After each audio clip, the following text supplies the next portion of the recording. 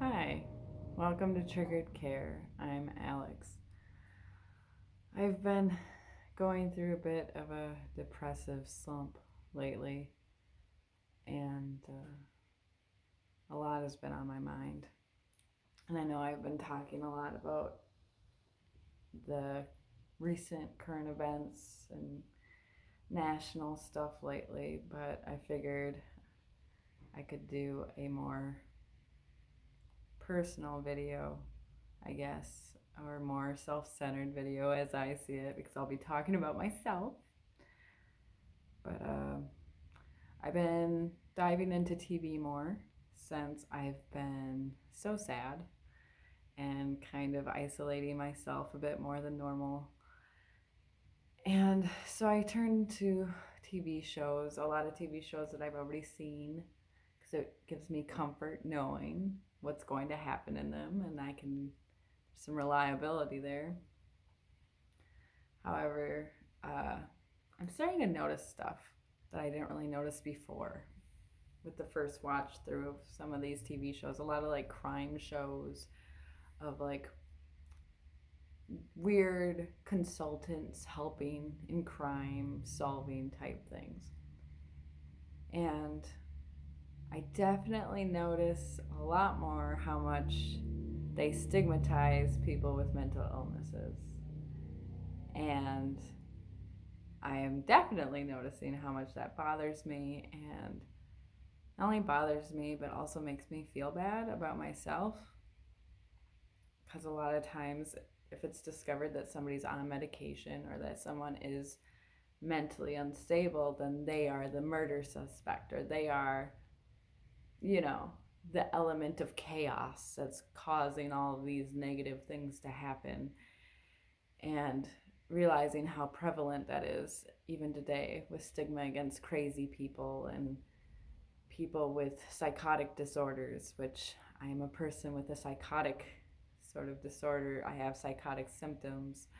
I go through periods of psychosis, and how much that hurts me almost to know how scary that is for people who don't suffer from it, and how intimidating that is when I try my damnedest to be a positive force in this world, and I try to help out others, and I'm trying to help myself. And just, I'm kind of processing through the feelings of that, of accepting myself, but at the same time acknowledging the perspective that people have about psychosis. And so I kind of just wanted to talk about my feelings about it and see maybe if they're relatable, or if I'm making sense at all, or if in my isolation I have just gone off the deep end, because I feel like that a lot. Uh, so when I was a kid, like, I've always had hallucinations, and I've always had weird symptoms, voices in my head, that sort of thing. And I've always felt a really deep shame about being different. When I was a kid, I couldn't put my finger on what it was about me that was different. I just knew that I was weird and that people would call me weird. And so I was a very quiet child, and I wouldn't talk that much. People considered me shy or whatever, especially adults, because I never felt comfortable enough to really talk that much around adults. But with my friends, where I could be more open and more vocal, I would get into the weird moods where I would say weird things or off the wall things, and having people look at me like, what are you talking about? Why are you doing this? Like, it's not bad, but it's weird. And not grasping what it was about me that was weird, since I was normal to me. Because, I was me. I don't know how to be any different. Having that conflict really made it hard to open up to anybody about my weirdness for a super long time into my 20s. I really didn't start opening up about why I'm weird or my own personal experiences with it or how much I forget or why my memory sucks, because I was so terrified of people noticing it in the first place, let alone opening up about it to try to figure out what's going on. I I've also had a weird notebook obsession since I was a kid, where I would doodle all the time and write the same phrase over and over and over again. And I just thought that was normal doodling. It's not like I'm looking through other people's notebooks to see if they're writing the same sort of thing as I am or anything like that. And it wasn't until I was in high school where I shared one of my doodle pages with a boyfriend of mine, and he had that in his backpack, and then his mother found it, and his mother told him, "This is psychotic. You're dating somebody who's psychotic. You need to stop talking to her." And then he told me that, and I was just confused and hurt. Like, what are you talking about? I'm not psychotic. Because back then I saw psychotic as like a mass murderer or a serial killer, and I'm not those things. So, like, what are you talking about? My notebook doodles, everybody doodles in their notebook. And it wasn't until very recently that I finally connected those dots of, oh, I use notebooks to cope with stress and to put down all the thoughts and feelings that I have that are not acceptable to say out loud. And if you are to look through my notebooks, there are plenty of weird things where you're like, what is that? I like to draw blood a lot because my self-loathing and this images in my head can be really disturbing, and I don't like them in there. So I draw them out instead as a way to cope with it, as a way to get it out of my head. But for anybody else who doesn't suffer from these things, that looks scary. And,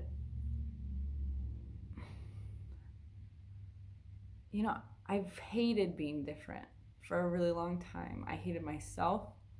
I thought that I was just born messed up and that I shouldn't be alive, but somehow I am. And I wish I was brave enough to stop that, but I'm not. And that was kind of the line of thinking I've always been struggling with since I was a little kid, is I wish I was brave enough to end myself because I'm too different from everybody. And I don't. Back then, I didn't know why. Even into my early 20s, into my early adulthood, I didn't know why I was so different. All I knew is that there was a lot of shame around it, and that there's certain parts of my life I can share with people and other parts of my life that I need to keep to myself. And so, bringing this all into today, I'm in recovery. I've studied trauma. I've kind of figured out why I have all these weird quirks and why I suffer from a lot of suicidal ideation, and why I have arguments in my head in weird ways that other people don't argue with themselves in their heads, or why sometimes I'm manic, why sometimes I'm depressed and can't get out of bed, why I find it hard to connect with people, even though I love connecting with people. That's one of my favorite things, is to talk to somebody about life and the hardships and how we get through it. And I love laughing with people. But I also have that psychotic symptom of laughing at inappropriate times. And when I get super overwhelmed, when I'm afraid for my life, I laugh. And it's not a fun laugh. It's not a laugh full of joy. It's a laugh of despair. And I didn't connect that fully with myself until I saw the movie The Joker of like a month ago, where I saw the actor who did a wonderful job laughing, and I connected with that laughter of pain, because that's what it is. It's painful laughter. And realizing that I've done that so many times. When things get too overwhelming, I don't know why that's written in my brain to do that, but it is. And I don't know if it's because I've seen so many crazy things that your brain just breaks at one point and you're like, you know what? There's nothing I can do right now except for to laugh, because if I don't laugh, I will die. And The Joker, cool movie, but also about a guy who goes on TV and shoots somebody. And that's not what I want people to take away from actually understanding what trauma can do to a person. And it's not, oh, well, this person went through so many bad things that they turned into a serial killer. Because for a lot of us, that's not what happens. We're just sad by ourselves because we don't really fit in very well. And people are scared of us anyway because they don't understand why we're having the symptoms that we're having. But we're also extremely compassionate and extremely empathetic because we know what pain is, and we don't want to spread that to other people. So instead of infecting other people with us being around, we will isolate and we'll be like, you know what? The world is better off without us. And I don't know how to change that. I wish I could, because I love helping people and I love supporting people. And that's what I want to do. But I feel like I am a disease that infects people or disturbs people or who scares people, when that's the opposite of what I want to do. It causes a lot of self-hate and a lot of self-loathing of, I can't change myself. I wish I could. I wish I could fit into a normal box, or not even necessarily normal, just in the fines of what people can understand enough so that when they do hear about what my mental process is, they're not intimidated by me, and they don't associate me with criminals, and they don't associate me with the unstable, or they don't associate me with pathological liars. That instead they associate me with somebody who, hey, I've seen quite a few things in my lifetime and I was able to survive it somehow. Laughter helped me survive it, both the joyful laughter and the pain laughter. That helped me survive a lot. And I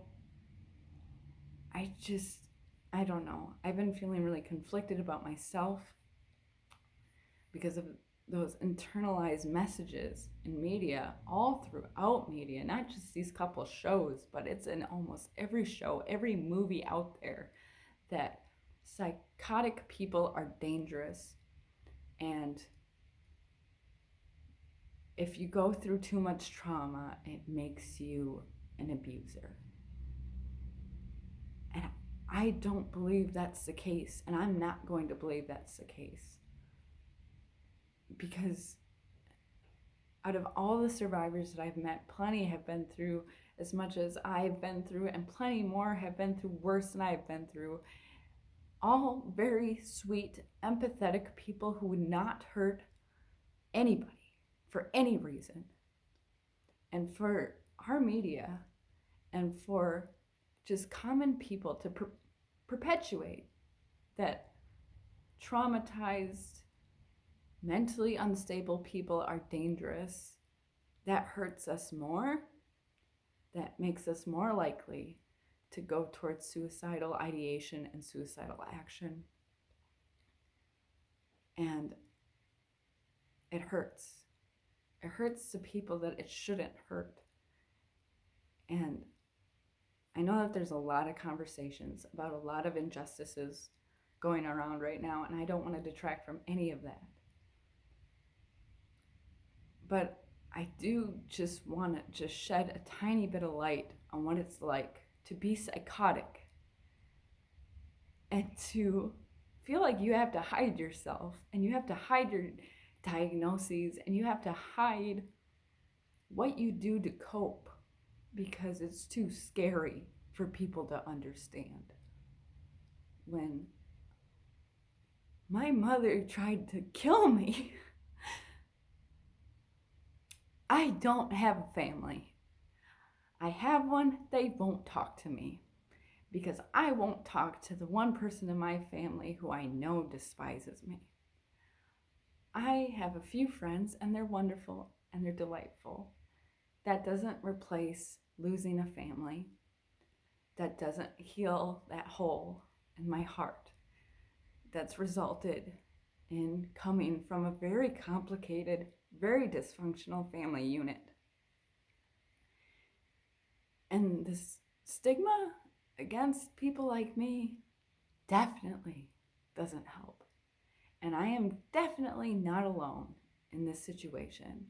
I am not the only one out here with a lot of trauma, with childhood sexual abuse trauma, with emotional, psychological, physical, adult sexual assault trauma. I'm not the only one. There's a lot of us.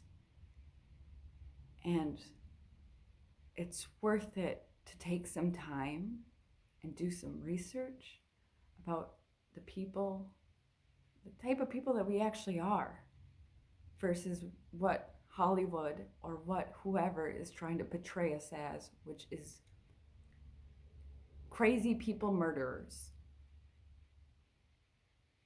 Because a lot of us are just isolated and sad, but also very compassionate and just at a loss of how to communicate with people because we're so afraid of scaring them with the things that we suffer from. I don't enjoy hallucinations. I don't enjoy delusions. I don't enjoy paranoia. I don't enjoy any of the things that I am burdened with because I was abused for a really long time. So the last thing that I want to worry about is how you take it, of how people who don't understand it, how they perceive me as a danger to society, because I had to live through all of this and my brain did its best at keeping me alive. So I just want to put that out there. I'm not even sure if I will upload this, but maybe I will if I'm feeling brave. And I know that a lot of my viewers can relate to this, and I just want to say that you're strong, and thank you for sticking with me on this earth. I really, really do appreciate it. And for those who can't relate to me or whatever, thanks for watching it. Thanks for listening. And I really hope that everybody's staying safe and okay, because it's been a really stressful time for everybody. Have a good one.